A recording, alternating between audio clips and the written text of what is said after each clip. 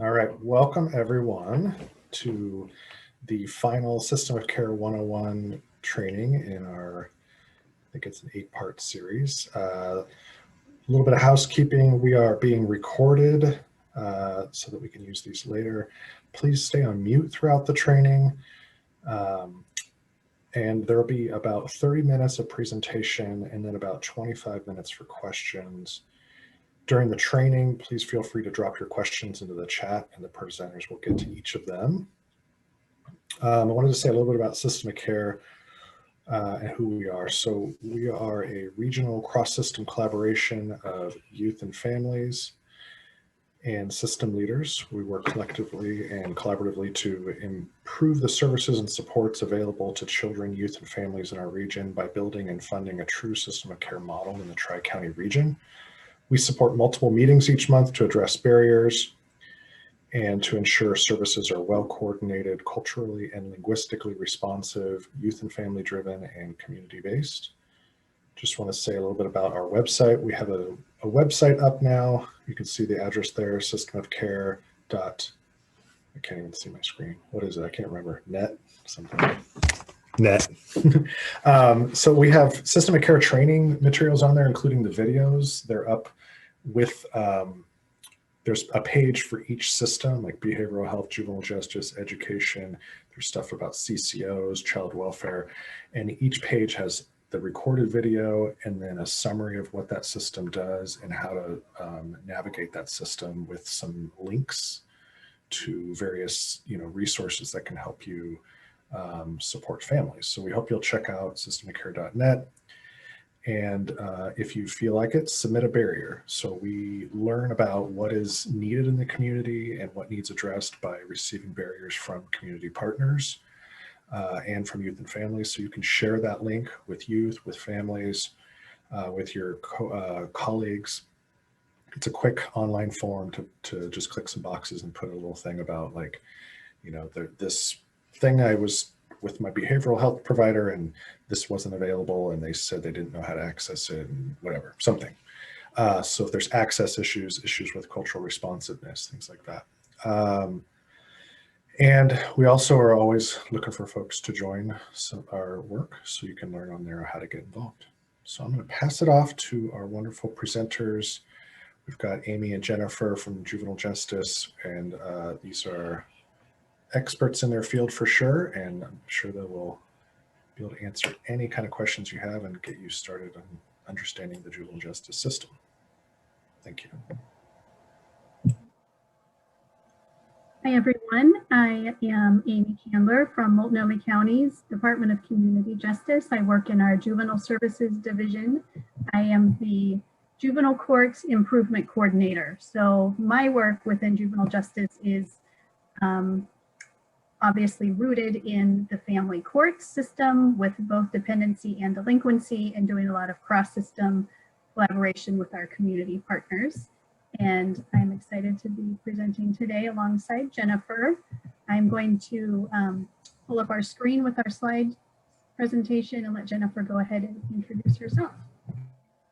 Thank you, Amy, and thank you, Brian, for having us. Hi, I'm Jennifer Yonker. I'm with Washington County Juvenile Department. Our cohort from Multnomah County was unable to join us today, but Amy and I hopefully will be able to answer all of your questions. I'm a licensed clinical social worker, and I've been with Washington County Juvenile Department for 20 years. I've done a variety of different roles in my time with the Juvenile Department. I'm currently the volunteer coordinator, so we have a pretty extensive program, although much less extensive thanks to COVID, of interns and volunteers with our program. So thank you for joining us today. I want to be cognizant of the amount of time that we have, so we'll be kind of going through here, and then at the end, Amy and I can hopefully answer any questions you may have. So Amy, go ahead and go to the next slide. Thank you. So to start with, I think a lot of times people are not even really sure what the Juvenile Department is and what we do. So to clarify that, first of all, we're the agency within the county that's responsible for anyone under the age of 18 who essentially breaks the law and gets caught. A police report is generated, and those reports come to our department, and we are the department that figures out what to do with those youth once they have committed a crime. So we are looking at a variety of issues when we get that report. We're looking at, what was the crime? So what was the offense that the youth was alleged to have done? We're going to take a look at their risk level, and I'll tell you about that here in just a minute. We're also going to look at what protective factors do they have in their life. So what's actually working to help them stay out of trouble, and what are their needs? So what do they need to be able to be successful, make better choices, and not continue to break the law? So essentially, there's a process in place. So we often get calls from the community, from frustrated parents saying, please, can you help? Can you lock our kid up? What can you do? That's not how we operate. We really require a police report to become involved in a family's life. So typically they're having this interaction with law enforcement for allegations of having committed a crime. And we're going to either get then a follow-up police report, and we'll follow up with the family based on that report. Or a youth may go directly to detention. So depending on what the nature of their crime, they might go straight to detention, in which case then that youth is considered to be in custody, and we will be dealing with them immediately the next business day. If it's a police report, sometimes it can take a few days for that police report to make its way to our system. We'll be a little more casual about setting an appointment with them. They'll get an appointment letter. We'll schedule an appointment. During non-COVID time, they would come into our office. Now we're currently doing a lot of work virtually. Within Multnomah and Washington County as well, there are some diversionary programs. So if an offense is super minor, they might just get a letter and we let parents deal with that offense, or they might get referred to a class or a program. And if they successfully complete that class, then that referral will be considered closed and dealt with. So if those youth, we get that police report, what'll happen is if they haven't gone directly to detention, we're going to send them a letter in the mail, and we're going to say, hey, we want you to please come in and meet with our juvenile counselor. When they do come in, we're going to go through something called the Juvenile Crime Prevention Risk Screen Assessment with them. And what we're doing is we are trying to assess the likelihood that that youth is going to criminally reoffend within the next 12 months. A youth who has gone directly to detention, they will have that done more immediately. So we'll typically conduct that interview over the phone with them while they're in detention, gathering as much information as we can so that we can make appropriate decisions on their case. When we're doing that juvenile crime prevention risk screen, we're looking at a couple different things. So one, we're looking at their risk factors. We're looking at their likelihood, like I said, to criminally reoffend in the next 12 months. And this is a tool that has been validated repeatedly through the Oregon Youth Authority. Sorry, I've been working on the COVID response team for the last 12 months. So all my brain is sort of in public health mode. So we're looking at those types of risk behaviors that we know are connected to delinquency. An example of a type of risk factor we're looking at is, have they been engaged in chronic aggressive behavior at school starting before the age of 13? 13 is really a pivotal developmental stage for adolescents. So if they have started engaging in some of these delinquent acts before the age of 13, that tends to be particularly concerning. We're also looking, though, at some of those protective factors. We really want youth we want them to be engaging in activities that we know help them stay out of trouble. So do they have peers, for example, that are doing well? Are they involved in positive extracurricular activities? So if they're not, that's something we also want to try and build with our youth, is those positive connections. There's two types of risk factors that we're looking at when we're doing our assessment. The first type of risk factor is they're static. So that means we can't change those, but they'll always be considered a risk factor in that youth's life. So they've happened in the past, and we can't go back and change them. For example, did they start using substances before the age of 13? We can't do anything about the fact that they already tried using, they already used substances at that age, but we know because they did, that is going to place them at an increased likelihood for delinquent behaviors. So where we really try to focus our attention and our interventions is on those dynamic risk factors. So where can we affect change? So for example, are they hanging out with other peers who are engaged in delinquent behaviors? We know that they're more likely to criminally offend if they're hanging out with peers who are also engaging in those behaviors. So what we want to do is really try to connect them as much as we can with a positive peer group, disconnecting from some of their negative friends.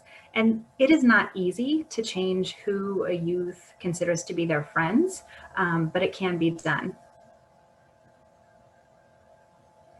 So when we're looking at various factors, risk factors and protective factors, we want to be looking at all these different domains for a youth. So we're looking at things like their school, what's happening at school, how's their attendance, how are their behaviors while they're there, are they getting suspended or expelled? And how are their grades? So often we're looking at, sometimes we have youth that should be on an IEP, for example, and are not, who have maybe an undiagnosed learning disability. And we really want to be working with them on that. As a juvenile counselor, sometimes we're advocating for them to be placed in a different school setting. A lot of times, these high schools in particular are huge, and it's really easy for youth to get lost within those large settings. So sometimes we're working with the youth and family in the school to get them either services and supports that they need, or getting them into a more appropriate academic setting for them. We're also looking at their peer group. So for example, are they hanging out with other peers who are using substances, who are engaged with delinquent behaviors, or maybe do they have some friends who are doing well? And one thing we know that's interesting about peers is we know it only takes one other delinquent friend to increase the risk, but they need to have two or more positive friends for it to be a protective factor. So it doesn't take much in terms of a negative peer influence to be a risk factor for youth. Then we're looking at their behavior concerns as well. So for example, are they running away from home? Are they displaying aggressive behaviors? Or are they engaging in risky behaviors that are putting them or themselves or others into danger? We also want to really pay attention to their family functioning. How are their relationships with their family members? Do they have a positive connection to a family member? Do they have a family member who's struggling with mental health issues, addiction issues, criminal behaviors themselves? Because those can definitely put youth at risk. And we certainly work with families where there's the intergenerational substance issues, criminal behavior, gang issues, etc. Can you go back? Thank you. And then substance use, of course, are they using and it's causing issues in their lives? At what age did they first start using, etc.? We want to really pay attention also to their attitudes, their values and beliefs. So for example, do they feel like it's okay to be engaging in delinquent behaviors? Do they talk about the future in a positive way, or are they pretty preoccupied with their antisocial negative behaviors? And then we're also looking at any possible mental health concerns. So are they having trouble sleeping or eating? Are they struggling with depression, anxiety, that sort of thing? So the good news is that the vast majority of the youth that come through the juvenile department, once we've done that risk assessment with them, they're actually low risk, which means they're not likely to reoffend.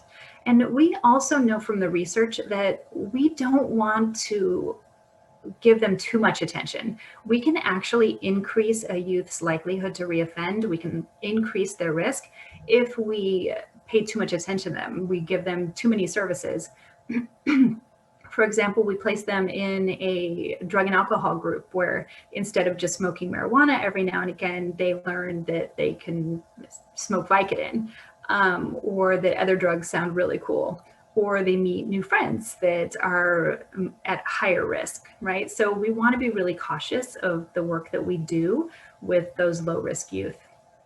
So a lot of times what we do is we don't do much with them. We want to provide a little bit of oversight. We want to offer support and services to their family, maybe refer them to some counseling if that's needed, ask them to do some writing assignments, etc. But then we just want to close their case and let them, ideally their family is the one who are providing the most intervention in those cases. On the flip side of that, however, some of those medium and high risk youth, so we also know from the research that if we don't provide more intensive intervention with medium and high risk youth, they are going to reoffend. And we don't want that because reoffending also means that we have potentially a new victim in the community. So for those youth, we tend to assign them to a different team of staff. And all of our departments are divided a little bit differently. But in these cases with these youth, they are given a juvenile counselor who pays more attention to them. So they'll be seeing them in the community. They'll be seeing them, you know, if school's happening, they'll see them at school, they'll see them at home. They're still going to get services and sanctions. So for example, they'll be asked to do some community service work. They will write letters of responsibility. They'll go to counseling. We provide drug and alcohol screening and services, really individualized to whatever it is that youth needs, and trying to also make the victim as whole as possible through things like restitution. And we can provide this supervision in two different ways. So the first way we do this is it's called informal supervision, meaning the courts don't get involved. So the youth never sees a judge. They're not technically on probation. But the juvenile counselor is still seeing them, they're still checking on them. We can provide a variety of sanctions without detaining kids in detention.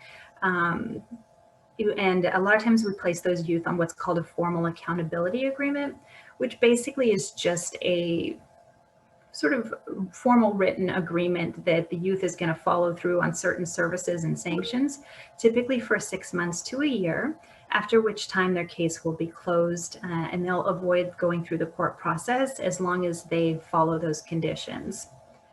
The other route we will take youth is formal supervision, and that does involve the courts. So that involves filing something called a petition and scheduling court hearings, and they do go before the judge in those cases. And those youth typically will end up on probation. I think that's most commonly what the juvenile department is known for, is for the youth that do end up on probation.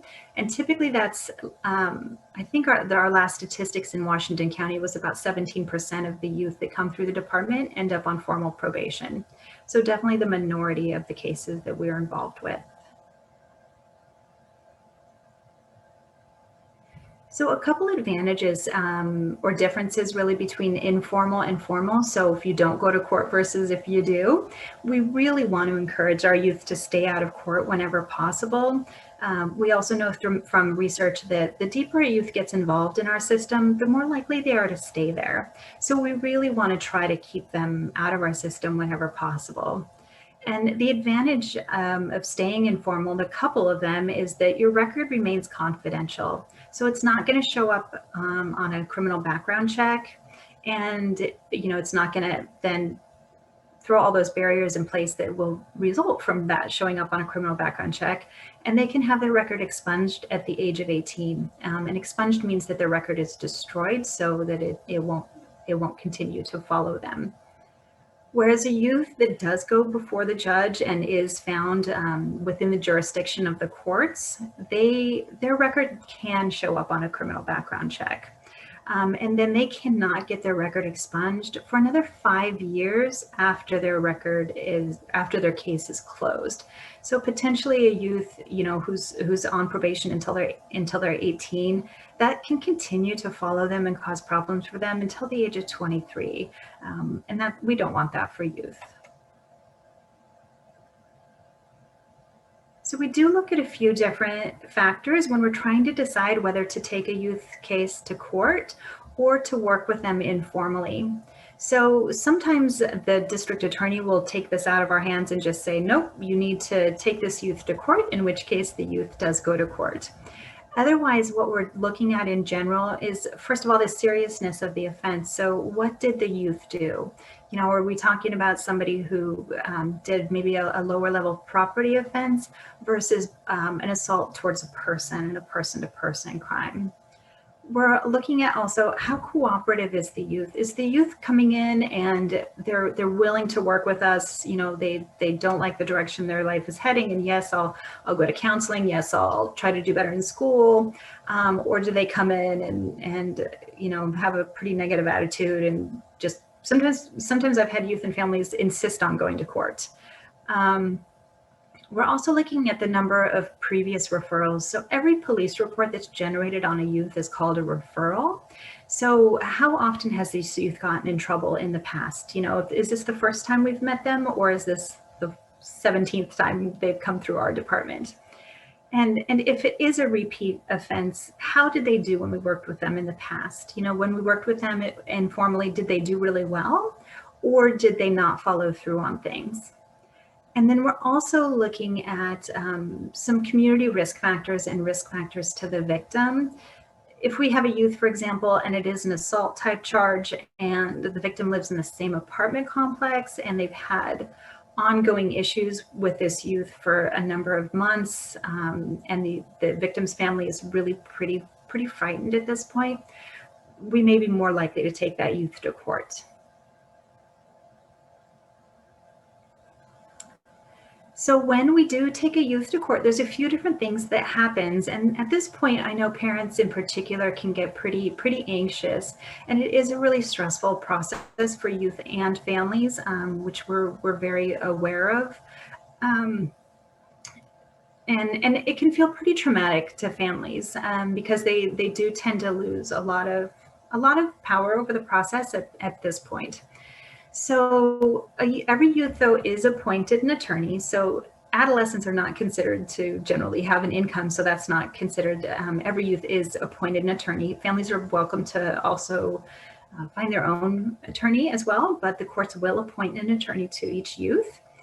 The petition is filed by the juvenile department, and that's basically the legal charging instrument. It's a formal paper document that's when the youth is actually charged with the crime. And we set what's called a preliminary hearing. And this is the hearing where we introduce the basic facts of the case and say why it is that this youth is there before the courts. The following hearing after that is called a pretrial hearing. And you'll notice our terminology is not like what you would hear on Law and Order. It's very different, specific to juvenile courts. But at the pretrial or review hearing, that's where the youth either admits to the charges. Typically, they will have received a plea offer, or they say, I am not admitting to that. I want to go to a trial. And then the following hearing from that is called a disposition. For that, really, that means the sentencing hearing. So we use the term disposition.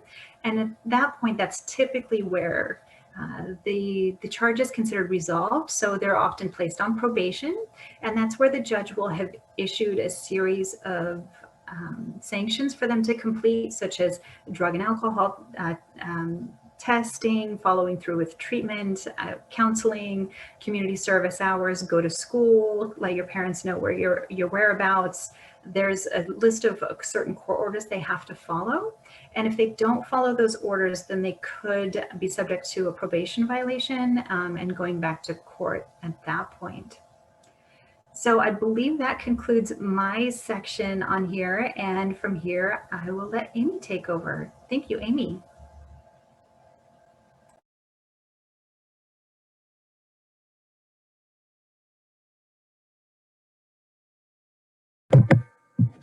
unmute myself first. Thank you, Jennifer, of course. So yeah, I'm just going to get through sort of the rest of our slides, providing an overview, and then hopefully we can address some questions at the end. So across our juvenile departments, there is a real focus and commitment to utilizing evidence-based practices. One of those in particular is called Effective Practices in Community Supervision, or EPICS. You might hear that used. And also really focusing on individualized case plans. Again, I know each county does this work a little bit differently, but really it is focusing on the unique needs of the youth and the family. And throughout the work with the youth, having a very high awareness of the impact of trauma, really working on seeing the situation through a trauma lens and being aware of that. And also, like Jennifer was saying earlier, really working to maintain a high level of family involvement, because we do know that having family involvement, family support is really critical to youth being successful. And again, here's a little quote about that. Families have the potential to be the greatest source of positive change and support for youth in the juvenile justice system.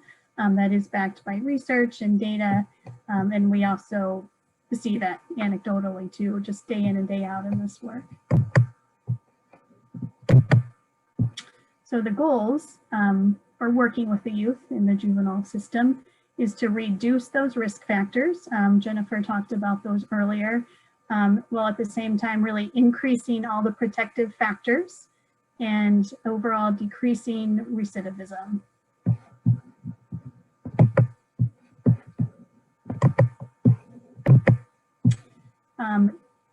People often have a lot of questions about the offenses, and again, there's some language difference, which I'm going to get to in some later slides when we're talking about youth, but sort of what matches the offenses. There are misdemeanors, which are punishable by up to a year in a youth correctional facility. Then there are felonies, which are punishable by up to 5 years in a youth correctional facility. And again, like Jennifer was saying, the majority of youth who do come into the juvenile system are, dealt with and handled on a more informal level, that are not presenting with these higher level offenses or the class A, B, and C offenses.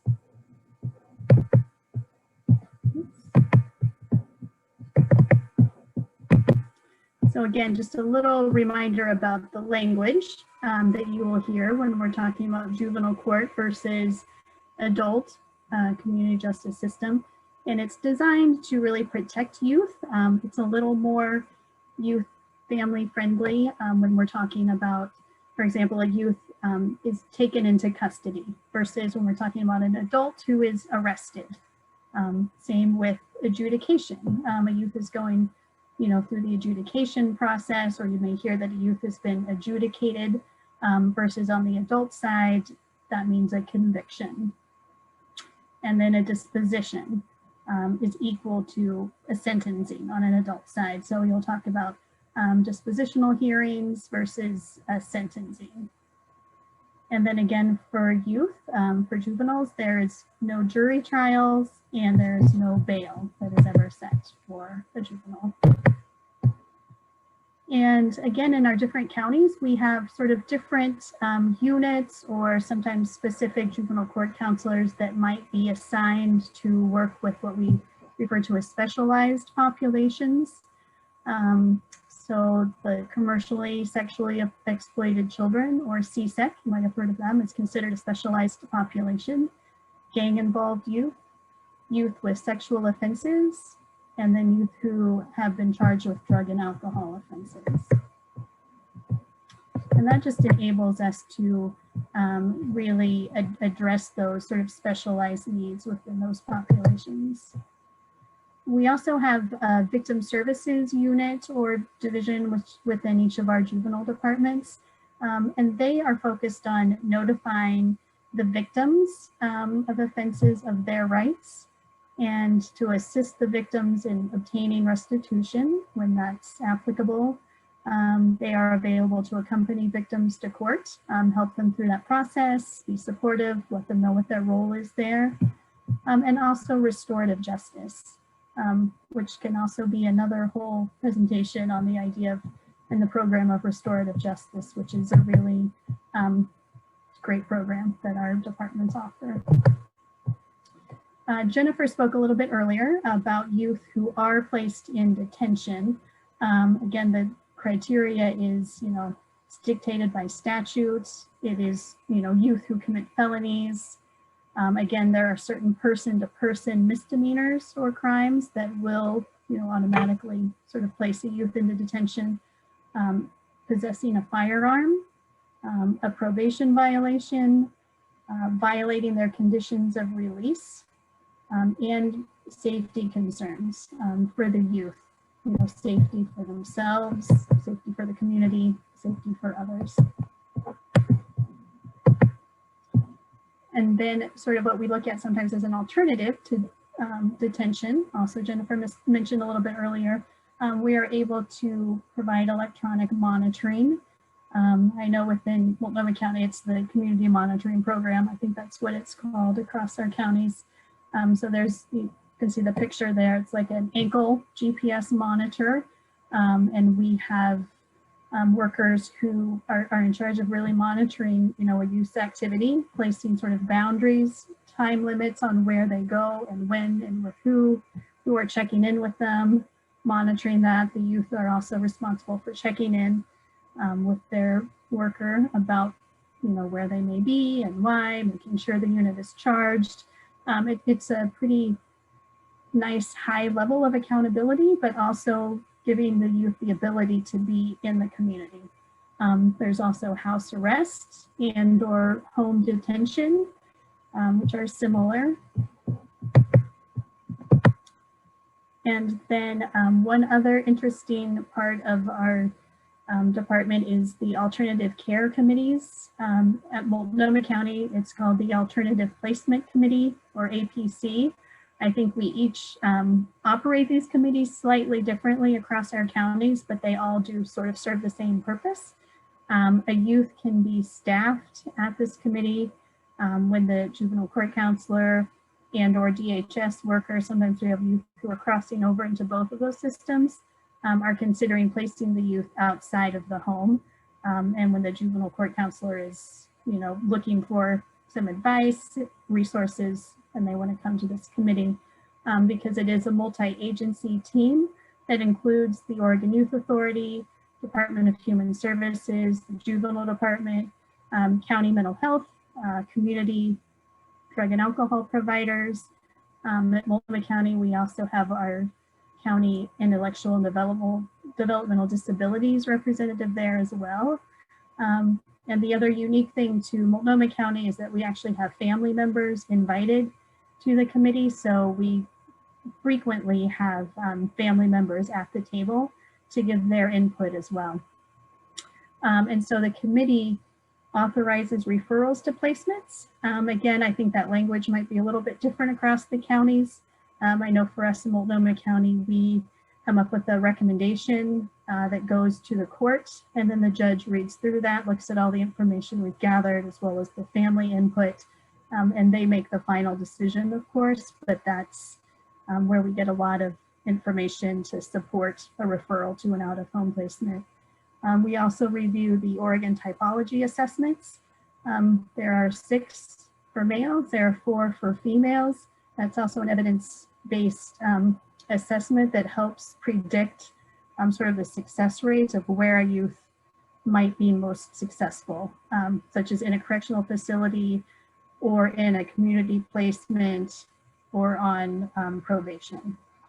And so then the juvenile department can refer to agencies for additional screenings or assessments based on recommendations that come out of the committee. That is it for our slide presentation.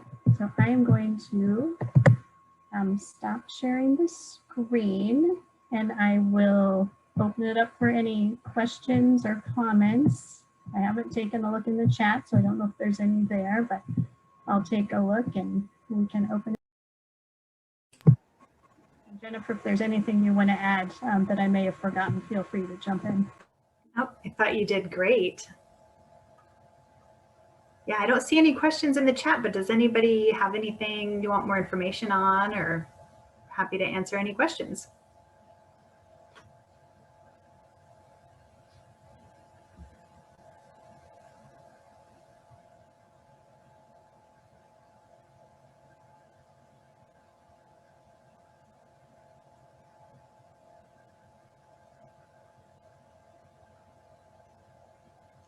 Great. I'll start with the first one. Future social worker student here. Hello, I'm a social worker too, yay. What sort of preparation would you recommend for a career in this field? I'm gonna assume you mean specific to juvenile justice, so correct me if I'm mistaken. So I'm gonna take a moment here to brag a little bit too, because one of the things that I do in my volunteer program is we have an internship program for students, and we have I actually have a lot this year, which has been a bit of a challenge with the restrictions due to COVID, but we have a BSW internship and an MSW internship. The biggest thing is that I always tell really students of any career is go get experience. And that probably at your point in your life is going to mean volunteer work. So get out there first of all and try and get some hands-on experience with the population you want to work with. So I am in my program, we have the internships, and I also have a mentoring program, so you can mentor an at-risk youth, because you want to find out, first of all, especially if you are specific to juvenile justice, do you like adolescents? Because not everybody does. And if you don't like them, you obviously don't want to work with them, as with any population, right? So go and get your experience wherever you can to build your resume, because you're going to need that to get into a school, into a program anyway. But most importantly, you just want to also find out if this is the work you're going to enjoy. And then yes, so youth, in terms, do they have access to an attorney when they are in a correctional facility? Yes, they are appointed an attorney really prior to their first court appointment. Typically they're going to meet them. So if, for example, they went into detention for a new crime, they've never been involved with us before, they go in on a Friday, we'll see them the next business day. So they'll meet their attorney the following Monday, usually right before court. The attorney will come in and be like, "Hey, I'm Bill." So they don't tend to have a ton of connection to their attorney, but yes, they are appointed an attorney, and they can call their attorney while they're in detention and so forth.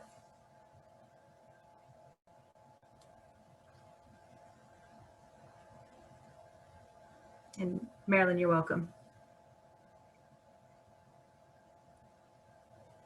Anybody else have any other questions?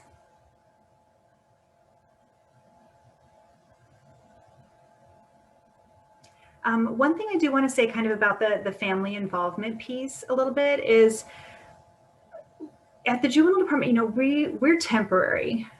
We don't want to be involved in a youth's life for a long, long time. We're not there to parent these youth. So we're really trying to build up the family, do whatever we can so that they feel like they're able to appropriately parent their children so that we don't have to.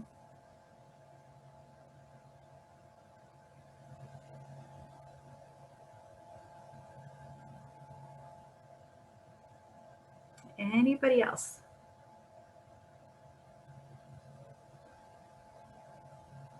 Oh, okay, great question. So when it comes to individuals who have sexualized crimes, what options are there for them? So this population, first of all, is really interesting. It is the one population I have not worked with in my career. I'm trying to figure out where to start. So at Washington County, at least, we have a whole team of folks who do work with that population. And I think probably the other counties do as well, because it does require some specialized training and a different skill set, I think, than working with other youth. So first of all, typically what happens with those, so we'll do that JCP risk screen with them. And frequently those youth on that risk screen are low risk. So they do additional assessments on those youth to more predict their risk to sexually offend in the future. So first of all, they're engaged, they're going in, they're doing additional assessments, and they do a ton of treatment with those youth and families. And I know the families are really pretty highly involved in that work as well. It tends to be a ton of, a lot of shame with these offenses in the families. So often, first of all, the victim maybe a sibling. So they're dealing with having a youth offender and a victim in their household, and the challenges that can present. They're dealing with the shame of what, the behavior that their child has engaged in. And then they have to go through this rather extensive process. I believe the treatment for that is at least a year long to go through that. And just so you know as well, the treatment outcomes for adolescent sex offending are very good. So when a youth successfully completes treatment, the recidivism rate is extremely low for those youth. So really, really good outcomes for that. But they do require a long course of supervision to get through the required treatment for that. So we have a whole team of folks that work with those youth. Hopefully that answered that question thoroughly for you. The other thing that's interesting with those families as well is that the extent of trauma in the families. So we often see that in those situations, the parent has been a victim of abuse as well. And so then when their children are, perhaps we have one youth that's offending, one youth is victimized, that reactivates the trauma as well for the parent. And so being able to go through that process of really trying to shore up that family and make sure that perhaps the parent may be needing to get their own support and treatment as well. They can be very complicated cases. Given that school is a protective factor, how does the juvenile department coordinate care in connection with schools? What does that look like for prevention versus intervention response? So we tend to work pretty closely. Now with this remote stuff, to be honest, I'm not even sure what juvenile counselors are doing in terms of the school connection. I'm sure it's really challenging. We really want youth to do well in school. So we tend to be pretty connected to the school. I'm trying to look at the question to make sure I'm answering it all right. Yeah, so we're working pretty closely with the schools, getting in there, checking, sometimes we're doing as much as checking in with teachers, we're checking in with their school counselors, really, often going to IEP meetings, which are super boring, by the way, and doing what we can to advocate for the youth. As I mentioned before, they might need to be screened to be placed on an IEP. They might need to be placed in a different program. So sometimes we're really advocating for them. And also we may be trying to simply incentivize things for them too. Getting them to improve their attendance, getting them to improve their grades, connecting them maybe with a mentor who can help them with their schoolwork, getting them into tutoring, that sort of thing. So we have tons of connections with the schools. Can you expand a bit on what restorative justice actually looks like in practice with these youth? Did you want to take that one, Amy? Sure, I'll jump in on that one a little bit. And again, it might look different across counties. I know, but in general, the idea of restorative justice, and I know how we're trying to implement it at Multnomah County is, if it is, there's a victim of an offense that a youth commits, and and this is where we partner with victim services and doing the outreach to the victim first to see if they would be interested in entering into a dialogue, the restorative dialogue with the youth. And it is up to the victim. I mean, they have the option to say yes or no. Ideally, if the victim does say yes, there is a process of a facilitator or a mediator, depending on sort of the model you're working through, who will meet, with the victim and who will work with the youth. And the idea of coming to really a restorative agreement, some type of work. Sometimes, in ideal situations, if there's been, for example, a property destruction, the victim might agree to the youth coming and, you know, doing repair work, like doing actual physical repair. Sometimes it might be writing a letter to the victim, you know, acknowledging what they did. Sometimes it does come to a face-to-face meeting or more meetings to have a dialogue. So it's really the idea of professionally facilitated dialogue and process that can help both the victim feel as though they've been heard, acknowledged, had some sense of peace or justice restored to them, and for the youth to really be able to sit, you know, either physically or, you know, even through written dialogue, and to be able to take accountability and to hear the impacts that their actions had on the victim. So it really, again, is a very individualized process, and really comes down to what the victim is, you know, willing and open to do, and how the youth is able and willing to respond and participate in that process. Thanks, Amy. I'm sorry, I'm not super proficient on Zoom. Alan has sent a message about connecting with somebody who works with a sex offending caseload. At the end of this, I can give you my email and I can put you in touch with somebody who would be happy to talk to you about that work. And then we have a question: is there a residential OYA placement that is trans affirming, and is there a way to advocate for my client to go there? I would hope so. I know that the Oregon Youth Authority has been doing a lot of work in that area and training their staff better to be, it's really all part of the trauma-informed care movement. What I would suggest, I mean, I'm assuming that must mean you have a youth who is rising to that level of needing to go to a placement. I would say connect with their juvenile counselor. You can, you know, get that information probably from the family. It sounds like, I'm guessing you're working with the family. And that would be part of the when we staff those youth with that alternative care committee, that's where we would bring up that type of issue so that we can make sure that that youth is placed in the appropriate facility. And then a question from Morgan: when working with families and youth, do you use any type of FGC model? If not, how do you partner with families, and what kind of training is provided to staff that are responsible for that partnership? Do you want to take that one, Amy, or? I don't know what FGC is. Yeah, I'm not familiar with FGC either. I will say that Multnomah County, our juvenile court counselors do use the functional family planning model when they're working with youth and families, which might be somewhat similar to this just from reading your question, which does really involve working with the youth and their family and natural supports, a family group conference. Yeah,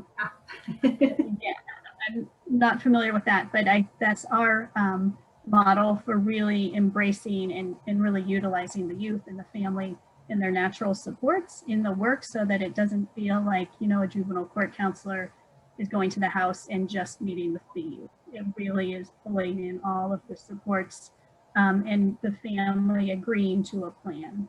So that's what I can offer from Multnomah County, which I think probably sounds a little bit similar to the GC model.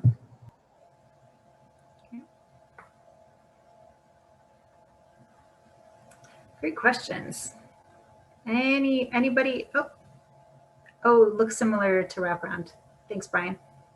Yeah, exactly. We love wraparound.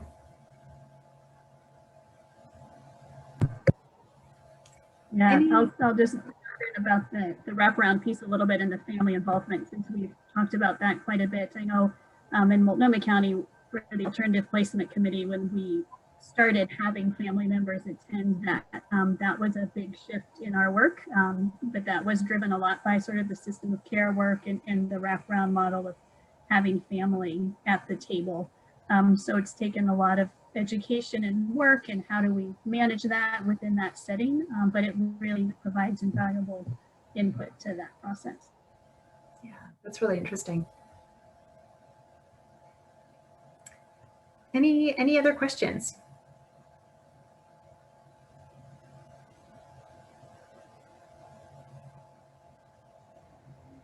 Well, maybe we could wrap it up. Yeah, thank you all. Somebody said, can we have access to the slides? That's an excellent segue. This video will be posted on our website, systemofcare.net. We can also put the slides up there. And so I'll go ahead and do that for you all. So check out in the next week, systemofcare.net, and go to the page on juvenile justice, and that'll be up there. We appreciate both Jennifer and Amy for coming and sharing all their expertise, and we really appreciate all of you for attending, and especially those of you I've seen similar names on multiple of these every week, and I appreciate that you maybe found some value here, and we hope you'll pass these along by sharing that the website so that we can get the word out on these, because I think what these things started from was we interviewed a whole bunch of staff from every system, and across the board it was, when I came on board, it took me like a year to figure everything out, and I just really regret not having some sort of resource that I could just dive in and get to know things or refer to when things came up. So this is a great resource. If you look at the website, you'll see it's tons of stuff, so that if you have questions, you can just explore and learn more every time you look at it. So thanks again, everybody. Bye, thank you. Bye, thanks everyone.